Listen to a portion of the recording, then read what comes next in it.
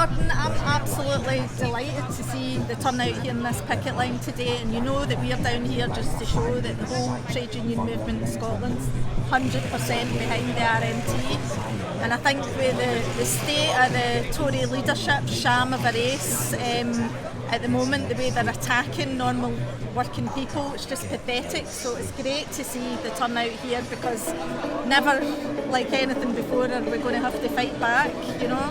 Exactly, Roz, and this is real politics. You know, you've got a leadership race for a Tory party, an out-of-touch right-wing Tory party. We're going to get another Prime Minister that nobody voted for, apart from who knows how many thousands of Tories who are out of touch as well. So this is politics in action.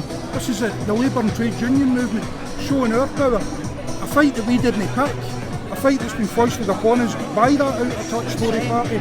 But the movement has responded, you know, yourself and Dave for the STUC and others, all the other unions that are here, absolutely phenomenal. Strike rallies, a whole lot, absolutely brilliant, the support we've had. And we will return that support. You know, the CWU will be in action later this week and early next week. GMB, Unison, Unite, the whole lot. We know you'll be there, and I hope everybody knows we'll be there as well. Absolutely. And I think it's just really showing up that, you know, the Tories, what their leadership race has done is they're showing their true colours to their own party faithful, and they are showing that they are not on the side of working people. And I think people's eyes are really opening. I think your General Secretary Mick Lynch has done a brilliant job of really telling it like it is, and talking about the profits that have been sucked out of our economy by the billionaires, by everything that's wrong with our economy, the way it's redistributing wealth up to the super rich, and there's nothing left for people. So basically they're profiting while we ordinary working people have to pay.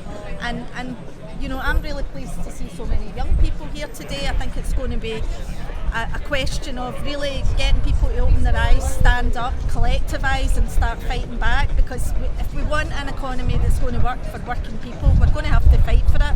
So it's going to be a really tough period ahead, because, you know, Liz Truss will probably end up being our next Prime Minister, and that's really bad news for working people. We don't need a new Tory Prime Minister. What we need is some real democracy where real people can make the difference. We need a general election, and we're going to need to demand that.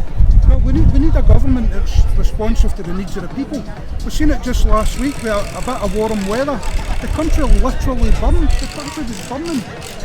While we've got two rats fighting in a sack to replace Boris a liar.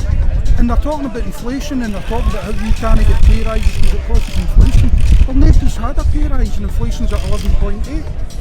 It's profiteering that's causing the cost of living crisis. Absolute profiteering. Gas and electric bills going up in October again to eye-watering the excruciating levels. Working people cannot pay the price for the boss's profits. So you're right, and it's great to see many young people here, because they are the future of the movement. You know, eventually people like you and I move aside and these young people come to the fore. And I have seen, for my own union and other unions, some real working class leaders coming to the fore. They don't even realise it themselves yet, some of them, but they're real leadership qualities, and that fills me with happiness for the future going forward. The trade union movement is assured in the hands of these young people in the next generation. No, definitely, and all I would really say, I guess, to people out there is, if you're not in a union, join a union and come and be part of this struggle, because it actually is down to us and the trade unions to lead this fight back. Politicians aren't going to do it for us. Working people need to start standing up, getting together and fighting back. Thanks. I'd say one final thing.